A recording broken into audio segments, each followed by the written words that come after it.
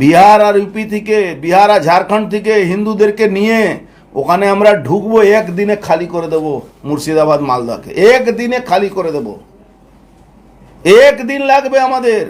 অর্জুন সিং, যিনি ব্যারাকপুরের সাংসদ, গত দুদিন আগে এত বাজে একটা মন্তব্য করেছে। তিনি নাকি মুর্শিদাবাদে ওই বিহার থেকে, ঝাড়খণ্ড থেকে তাদের লোকবল নিয়ে এসে মুর্শিদাবাদের মোকাবেলা করবে।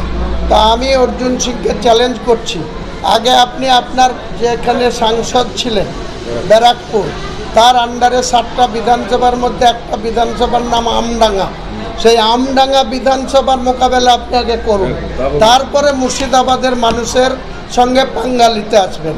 আপনি বা শুভেন্দু অধিকারী যতই ক্ষমতাবান হয়ে থাকেন, মুসলিম সহ মুর্শিদাবাদ জেলার সংখ্যাগরিষ্ঠ মুসলিম এবং হিন্দু ভাইরা যেভাবে সম্প্রীতি রেখে বসবাস করছে, আগামী দিনে আপনাদের এই দুজনের যে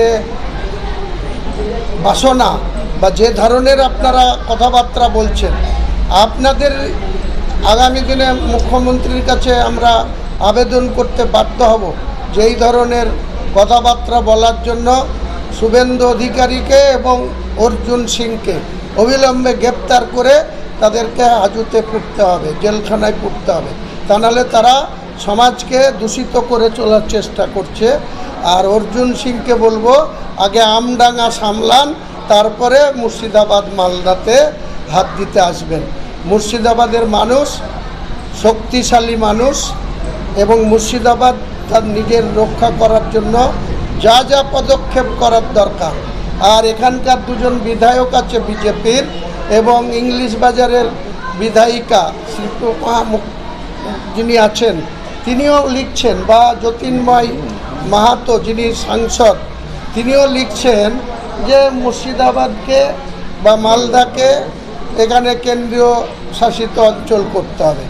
তো আমি কেন্দ্র সরকারের কাছে প্রশ্ন রাখছি, এসব বিজেপির নেতাদের কাছে প্রশ্ন রাখছি যে আপনারা মণিপুরটাকে আগে সামলান।